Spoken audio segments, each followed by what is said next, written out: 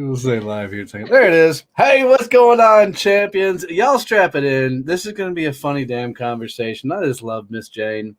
She's as crazy as Dr. Stevie Don and as loud and as wily as her as well. So this should be a fun conversation. So you guys know we got the Badass Business Summit. I don't know what the fuck's up with my hat, but it's going every which direction. But we got the Badass Business Summit coming up in September 23rd. Jane's going to be one of our badass speakers there and is going to blow up the stage as she teaches you how to get on stages and actually make money from them. So, Jane, tell us who the hell you are and how the hell you got here. You know what? I never know how I get here, but every time I do, I was going to comment on your hat. We just need to blow up your head a little bit more, and it doesn't take much. All you do is just give Donnie a couple of compliments, and boom, that hat will now absolutely explode. So for those of you who don't know me, why not? For God's sake. No, truth be told, entrepreneurs, business owners hire me to speak with confidence and sell with authority. And you know the deal, Donnie, because most are boring, confusing, and inconsistent, and they're not closing from stage. So that's what I do. I've been around the block a long, long time. I've got a 7-figure business. Why do I say that? Because otherwise you should not have me on stage. Yeah, for sure. If I can't do what I'm going to teach you to do, then you should just get me off the stage. 100%. And my ego is big enough. I turn sideways to get through most doors. I get it. So, and if you guys haven't listened to the episode of Success Champions with Jane, we had a fun time there as I harassed her. You should go check out that episode. So were you born a natural speaker? I mean, did you come out at 3 years old and win spelling bees and shit? I mean, oh God, that's so funny you say that, Donnie. No, I was the first to sit down on the spelling bees. It didn't matter what they tell me to spell. I grew up in a very complicated family. I'm not kidding you. I was told I was fat, dumb, and stupid my whole life. And I can smile about it because not only have I had enough therapy, but I've processed through those stories. But truth be told, I was the invisible kid. And it was not until, I won't even say the year because it would be like, dang, she is old. It was not until I went on the Oprah Winfrey Show, not as a guest, but went to the Oprah Winfrey Show. And they panned the camera on me. And I was hiding out from my family, death threats, a whole long story. But I'm not kidding you. The minute that I was in front of millions of people on national television, I thought, you know what? Either you speak up or you hide out. And from that point forward, I said, you know what? Never again will I silence myself. And that's when my first audience was not too long after that. It was 200 juvenile delinquents. And from that day forward, I wasn't in the audience, was I? Yeah, you might have been. It could have been you. I didn't see a hat, but I'm almost positive. But truth be told, after I did that talk and I thought, oh my God, people actually listened to me. Kids actually listened to me. I knew from that point forward, if I could create a structure, I could do anything with my voice. For sure. And hey, Eric, I see you out there. Thanks for the comment, bud. It's cool because I remember the first time that I decided that I wanted to be on stages. And the funny thing is, I don't know where I was. I don't know who the guy on stage speaking was. And I don't even know why I was freaking there. I just remember the dude walks out on stage. It's a dark theater. All of a sudden, one spotlight kicks onto this dude, and the whole crowd goes fucking bananas. I'm like, oh, I want that. Whatever that is. Yeah. I don't know what he's doing, but I want that. And freaking that was, for me, this hat is going to get thrown off here in a second. No, you're going to still have a hat head. It will scare everyone. I know. Now, it's because you're a bobblehead, maybe. That's it. We're going to have bobbleheads at the summit. You get to get a Donnie's bobblehead. Yeah, that'd be awesome. Too funny. But a lot of people are intimidated as hell to try and get on stages, try and speak in front of people. I've never really had that. It's never been a fear for me. I mean, I always get nervous going on stages, don't get me wrong, but I've never had the fear. How did you overcome it after being on Oprah? You know what? I didn't have a fear and here's what I'm going to tell you. The one thing that will cure any and all fear is memorize your talk. Most people wing it.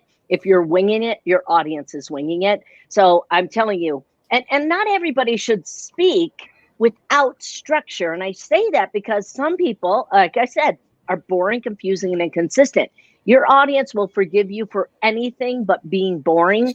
So what happens when you have a structure to your talk, you can go off, connect with the audience, you can tell stories. There's so much that goes into that. But the only fear I had was one time somebody convinced me, hormones hit, and I had this little, like, I didn't have the six pack. I had like a kegger divided into three. Like, I just had this little crevasse called a roll. They talked me into wearing Spanx. And Donnie, you know what those are. Those are those things you hold all. Oh, I've got 3 pairs of them. Yeah, exactly. You hold all the jiggles and biggles in there. I put that darn thing on. I was standing behind stage. Music is blaring. It was huge crowd. And my Spanx rolled down into the crevasse of my stomach. And I thought, son of a, how do you can't pull those up. You just can't. So I got on. I thought, screw it. I'm going to rock this talk. I should have confessed, that, hey, I got Spanx rolling down. Give me a minute. But you know what? I was on a time crunch. I had a certain amount of time and a certain amount of sales that I want to generate. And I thought, oh my God, I have Spanx like in a roll in my roll. So that was the only time I was nervous. But that's a good point. I mean, most times if you just tell the audience what's going on, they're empathetic as hell. They love you.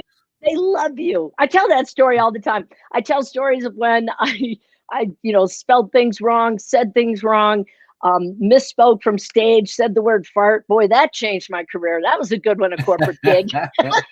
But truth be told, anyone growing a business needs to have a message. They need to be able to deliver an effective message.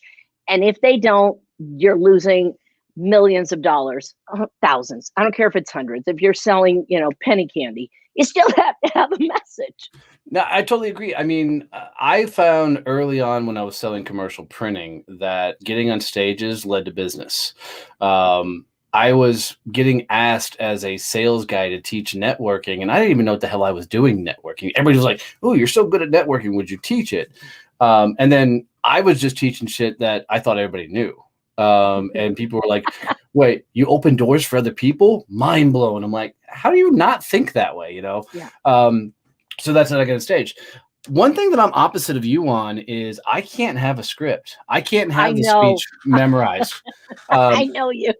I just want to go out and freaking sling, and that's how I've always done it. And every time I've done I'll misspell. Like I did a speech down in San Antonio, Texas. I misspelled my own acronym. I had this, and so for the longest time, the groups were calling me Rex because I had this acronym all built out for it was relax, and I totally forgot the L and the A. I just went REX, and so for the longest time, I was fucking Rex. But here's what I bet. I will challenge you on that. You've been doing this a long time. In your mind, you have a structure. Like, I know this because for sure. Yeah, and most people don't, though. Most people are like, well, I'll just play off the audience. Well, that is the worst thing because the audience doesn't know what you need to give them, and it'll lose also got to sales. prime the audience too. Yes, yeah. So I challenge you on that. You say you wing it. You have got. I bet if I look in that brain of yours, it'd be very That's scary. A scary number damn one, place. I will run, but what I will see is an outline. I promise you, you know exactly because see, there's a strategy to, and I call it position me, position them, position your offer. Without those components, you may as well be a teacher. And no offense, I'm just saying, if you want to teach your audience, great. But if you want to sell, you've got to have structure, without a doubt. And the sale starts the minute you get in your car. I'm not kidding you. It doesn't start when you pitch. It starts immediately that day.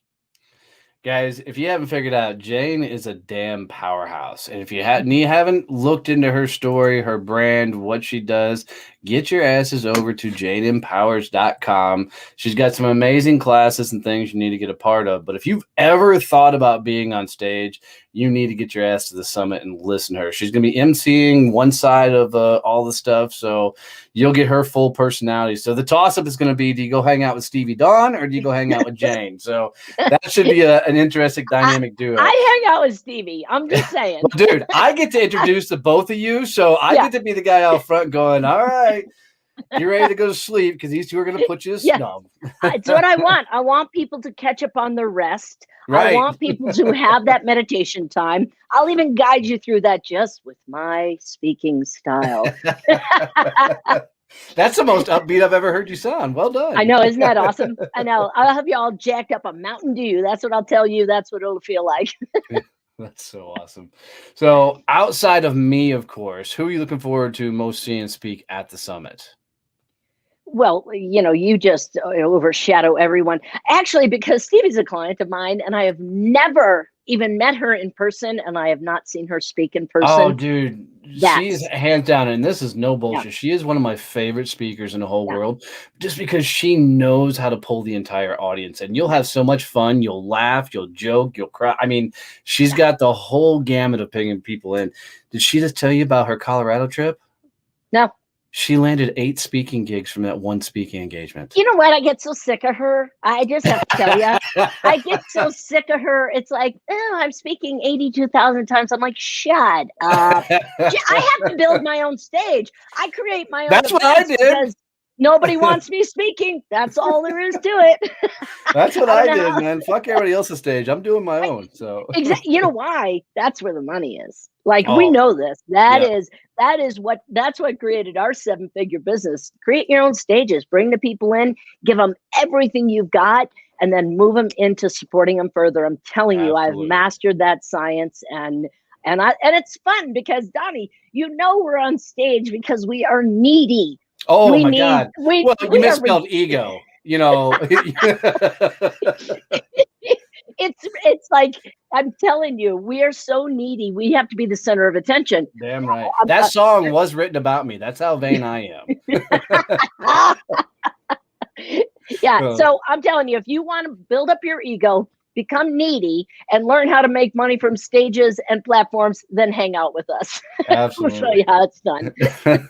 So, guys, the Badass Business Summit coming September 23rd through the 25th, Arlington, Texas. Tickets are on sale, and they are starting to move fast. We are 65 days out from right now, this moment.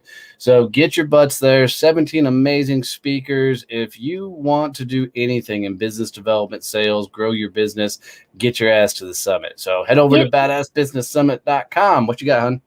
You know what I was going to say? Here's the difference. The biggest difference that you don't wait until the last week. Get your plane tickets. But here's what's really important.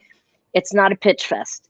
No. Do you know how many of these I've been to? And I'm like, oh God, I don't want you to try to sell me out of your 50 minutes, sell me for 25 of it. This is education. It is driving value, content, and it is making a huge difference. I mean, just bring your basket and fill that sucker up. That's the truth. Absolutely. Thank you for that. Who has a basket, Donnie? Who has a basket? Nobody has. I don't know where that came from. Maybe your purse, your money clip, your wallet. I don't know.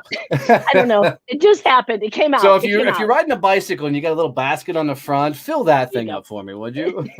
Little Red Riding Hood came to my head. I don't even know where that came from. We're not wolves. We're not wolves. We're just going to give you a bunch of value.